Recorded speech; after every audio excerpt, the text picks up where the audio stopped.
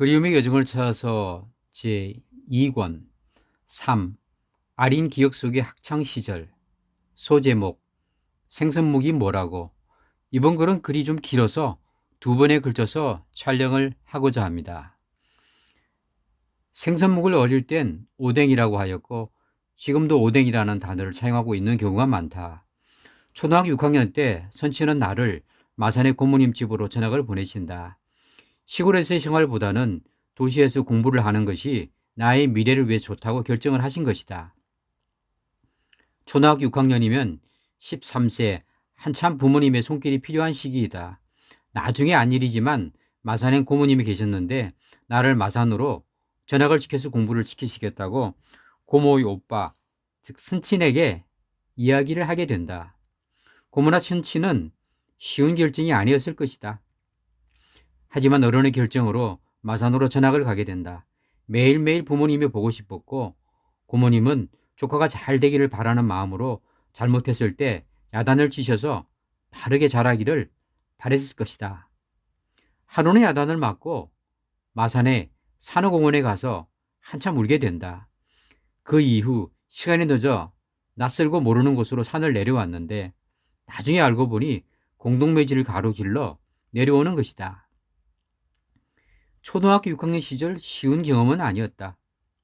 그 당시 고모님의 아들인 고종 동생이 있었는데 나이 차이는 5살. 성인이 된 지금은 같은 시대에 마음을 전하며 지내는데 어릴 때는 큰 차이였다. 고모님도 어려운 시기였을 것으로 기억되지만 친전 조카를 공부시키겠다고 집으로 오게 하여 어려운 일이었을 것이라고 생각이 된다. 아무리 고모님의 의지가 있었다고는 하지만 고모부님의 다른 의견이었으면 쉽지 않았을 것이다.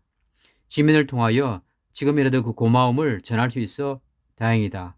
고모님, 고모부님 정말 고맙습니다.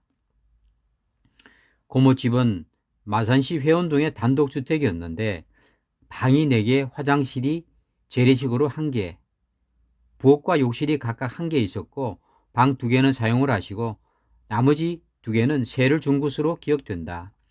나중에 2층으로 증축을 하여 세를 주고 나와 작은 누이에게 방 한 칸을 내어주시기도 하였다. 그 당시에는 재테크를 잘한 것이다. 고종 동생은 어려서 한참 먹성이 좋았던 것으로 기억된다. 목욕실 문을 열어보면 우유와 요구르트가 항상 있었고 간식을 준비해 놓았던 것으로 안다. 걸어서 마산 산호초등학교에 등하교를 하는데 그 길 중간에 포장마차가 있었던 곳으로 기억되고 여기서 오뎅을 팔았다. 먹고 싶기는 하지만 언감생심, 돈이 없었고 먹고 싶다는 말을 누구한테도 한 적이 없다. 자존심이었을까? 이렇게 몇 달을 보내고 나서 무슨 사정이었는지 모르지만 지금은 작고하신 작은 아버지 집에서도 몇 달을 보내게 된다. 고모와 작은 아버지가 나를 돌아가면서 케어를 하려고 했는지 모르겠다. 작은 아버지 집에서 우연히 냉장고 문을 열었는데 그 속에 우댕이 있었다. 하나를 입에 무는데 숙모님에게 들키고 말았다. 이 편은 다음 기회에 촬영을 하도록 하겠습니다.